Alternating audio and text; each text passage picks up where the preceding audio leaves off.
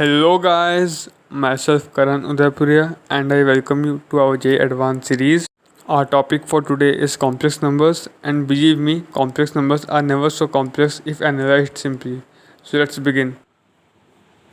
So guys, honestly speaking, honest ये question बड़ा लग रहा होगा और थोड़ा डेंजर तो दिख ही रहा होगा. So much information is given, this and options are even some dangerous, and MCQ in J Advanced are always tough to attend because the risk factor, negative markings are much more. So how to approach this?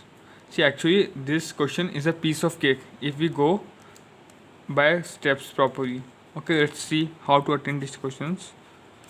First of all, we grasp every bit of information. Every bit of information is vital for us. Okay, तो इधर दिया हुआ है a comma b belongs to R. First line. Okay, now again next information A square plus B square not equal to zero. दोस्तों advance में कोई भी information को इग्नोर मत कर देना, काम आता है. ठीक है, इसका मतलब क्या हुआ, a square plus B square zero कब होता है आप बताइए. A square plus B square zero कब होता है, जब ए ज़ीरो हो और बी ज़ीरो हो. पर इसमें दिया है ज़ीरो नहीं है, तो ए कमा या तो ए ग्रेटर देन ज़ीरो है और B is greater than zero. Both are not zero at the same time, इसका मतलब.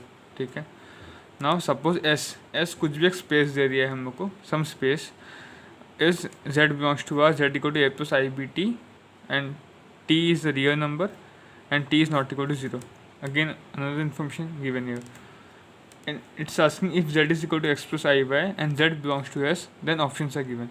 अब इधर कन्फ्यूजन पहले ये आता है कि जेड का ये दिया हुआ है, जेड ये भी है, ये सब क्या दे रखा है, ऐसे तो बहुत कन्फ्यूजन हो गया. फिर इसको करना क्या है, एक्चुअली समझ ही नहीं आ रहा कि ऑप्शन कैसे दे दिया, क्या निकालना है. Nothing is clear. ओके, तो इसमें देखो पहले ये समझने का चीज़ है जेड बिलोंग्स टू एस का मतलब क्या है. If I say you Y equal to M X plus one and 2,3 belongs to Y, इसका मतलब क्या है, if we put 2,3 in this equation it will satisfy this equation.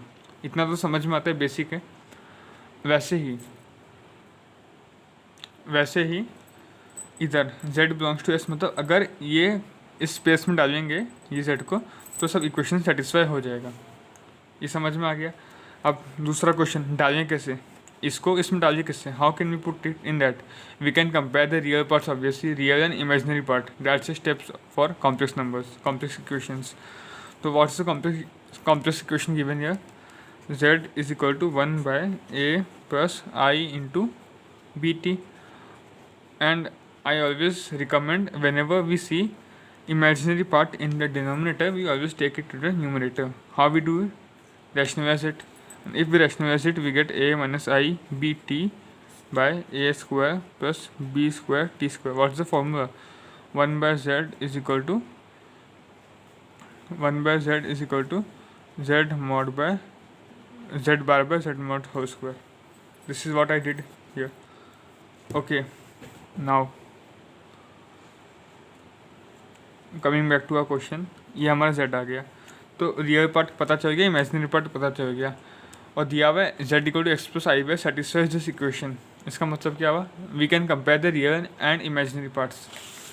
So x equal to a by A square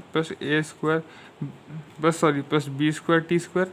since दिया हुआ है this lies in this, मतलब ये satisfy करेगा इक्वेशन को. हम लोग शेटन में ऐसे ही करते हैं ना, 2,3 इस इक्वेशन को सेटिस्फाई करता है, वैसे ही x जो है इसका रियल पार्ट को सेटिस्फाई करेगा for some value, we don't know, इतना पक्का है. और वैसे ही इमेजिनरी पार्ट क्या था, x प्लस आई वाई, तो वाई से इमेजिनरी पार्ट, और इस इक्वेशन का इमेजिनरी पार्ट क्या है, minus B T, sure, minus B T by A square plus B square T square.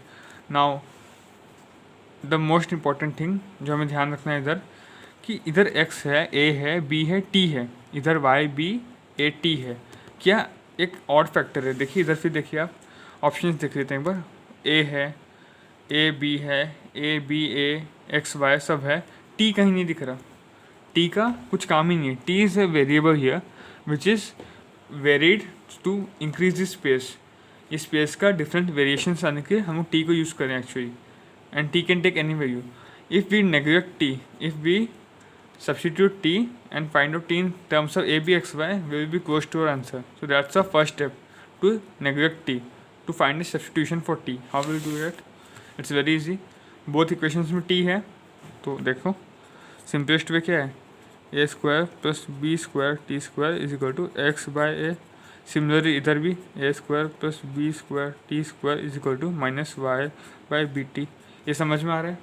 So since they both are equal we can write x by a is equal to minus y by bt, and we have to find t in terms of x by a b. Therefore t is equal to minus a y by b x. इतना समझ आ गया. अब t मिल गया हम लोग को अब निकालना है एक्स वाई ए बी का रिलेशंस निकालना है, क्या क्या पॉसिबल है. अब तो एकदम ही ईजी हो गया क्वेश्चन. ये मेन पार्ट था. अब देखो t का वैल्यू डाल देते हैं, कहीं भी आंसर आ जाएगा. इधर डालो बात एक ही रहेगा. ठीक है, डाल के देखते हैं.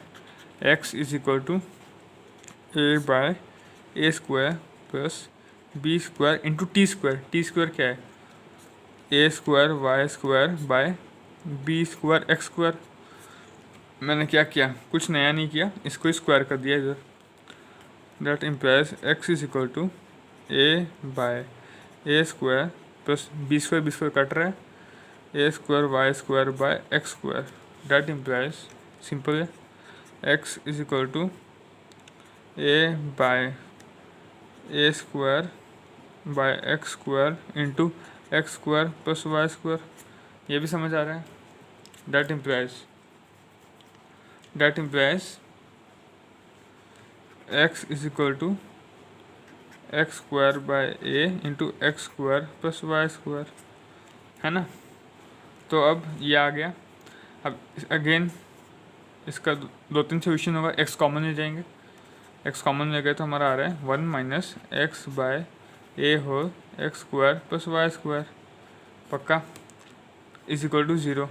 ऑब्वियसली इधर शिफ्ट हो गया ना, तो एक सोल्यूशन हमारा आया x इक्वल टू 0, और एक सोल्यूशन क्या आ रहा है x by A is equal to x square plus Y square. Simple मैंने किया. This implies X square plus Y square minus x by A is equal to 0. ये एक आया. अब ऑप्शंस देखते हैं. ठीक है, ये दो इक्वेशन ध्यान रखिए, हमने ऑप्शन की तरफ बढ़ते हैं. और एक बात मैं क्लियर करता हूँ, अगर इसको हम लोग इसी क्वेश्चन में डालेंगे ना, वाई वाला में इधर निकाले थे, सेम चीज़ आएगा, because T is same for both. Okay, डाल के देख लीजिएगा कन्फ्यूजन से. तो इधर आ रहा है एक्स वाई क्या क्या हो सकता है. Circle with radius 1/2 and centre. हमारा सर्कल का इक्वेशन क्या आया था, एक तो सर्कल तो आया ही था, एक इक्वेशन ऐसा था ना, X square plus Y square minus x by A equal to 0. तो सर्कल का इक्वेशन हम सबको पता ही है. तो सर्कल का सेंटर क्या होगा, माइनस जी माइनस एफ. तो इसका क्या होगा 1/2a, 0. रेडियस क्या होता है, root over of 1/2a whole square plus G square, तो 0 माइनस सी भी कुछ नहीं है 0. Therefore radius even 1/2a. पर रेडियस तो हम लोग को पता है नेगेटिव नहीं हो सकता. रेडियस नेगेटिव नहीं हो सकता. ये समझ आया ना कैसे किया मैंने. सर्कल का इक्वेशन सिंपल नॉर्मल इक्वेशन से रेडियस निकाल दिया मैंने, और रेडियस निकाल दिया, और रेडियस तो नेगेटिव कभी हो ही नहीं सकता. तो ए क्या है, ए इज ग्रेटर देन 0. इतना समझ आ रहा है? तो देखते हैं first option, circle with radius 1/2 है. ठीक है, हमारा तो यही आया. सेंटर 1/2 है, 0, हमारा यही आया. ए ग्रेटर देन 0, ये भी सही है.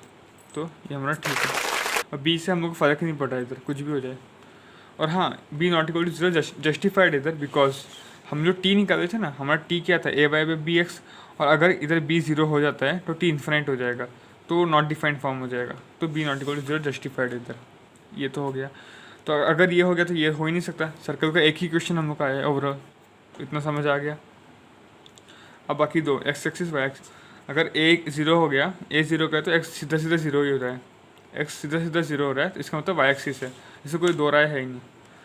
और अगर ए नॉट इक्वल टू 0 और बी 0 हो गया, अगर बी 0 हो गया और ए नॉट इक्वल टू 0 है, तो वाई इक्वल टू 0 हो रहा है. तो क्या है, एक्स एक्सिस. ये तीन हमारा आंसर पक्का आ रहा है. और क्या आ रहा है, और तो कुछ आ ही नहीं रहा. अगर वाई 0 हो गया, एक्स 0 हो गया, इतना सारा आ गया, और तो कुछ बचा ही नहीं. इसमें क्या क्या हम लोग किया, अगर ए 0 हो रहा है तो एक्स इक्वल टू 0 आ रहा है, बी 0 हो रहा है तो वाई इक्वल टू 0 आ रहा है. और दोनों अगर 0 नहीं हो रहा तो हम लोग सॉल्व करने से हमारा सर्कल आ रहा है ना. आराम से हम सॉल्व कर दिए, आंसर हो गया ACD, बस B ही नहीं हो रहा। ये क्लियर है। तो दोस्तों ये क्वेश्चन में हमने देखा टफनेस ज़्यादा नहीं था। टफ क्या था? टफ तो कुछ था ही नहीं, बस एक एक इन्फॉर्मेशन को आराम से लिखना था धीरे धीरे। एंड इसमें नोट करना था कि ए बी साइमल्टेनियसली जीरो नहीं हो सकते, क्योंकि अगर साइमल्टेनियसली जीरो हो जाते हैं तो अनडिफाइंड हो जाते हैं हम लोग का। बाकी आराम से धीरे धीरे सॉल्व करते गए और समझना था बिलोंग्स टू एस मतलब क्या है, तो हो ही गया। ठीक है, तो दोस्तों रुकिए, कल आपका JEE एडवांस का एग्ज़ाम है। बेस्ट ऑफ लक आप सबको। क्वेश्चंस ओवर अटेंड मत करना, क्योंकि जितना आप एक्स्ट्रा अटेंड करोगे उतने रैंक आपका घटता जाएगा। बिकॉज 1 मार्क नेगेटिव हुआ उधर 1000 रैंक घटेगा। और बाकी सब आप समझदार हो, कोई टिप्स को आपकी ज़रूरत नहीं है। स्टे काम, स्टे कूल और अच्छे से एग्ज़ाम दे के आना। ओके, तो अगर वीडियो अच्छा लगा तो प्लीज़ लाइक कीजिए और कमेंट करके बताइए कि आपको किस टॉपिक के वीडियोस चाहिए इस सीरीज़ में। Do press the subscribe button, specially that bell icon, to get the updates on my upcoming videos. Stay safe, ध्यान रखिए और मिलते हैं अगले वीडियो में। जय हिंद।